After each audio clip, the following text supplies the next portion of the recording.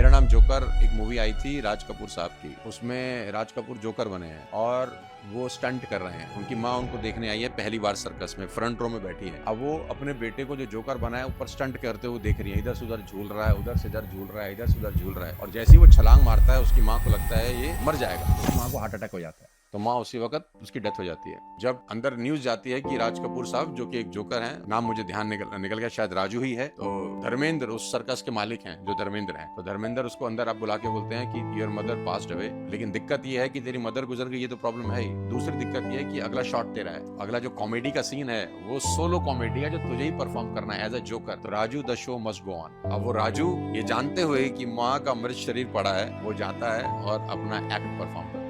ये बहुत बड़ी बात है कि आपका पर्सनल लाइफ और प्रोफेशनल लाइफ बहुत अलग होता है। इसको कभी जिंदगी में मिक्स करने की गलती नहीं करना चाहिए। The day people understand this concept, life will be so easy.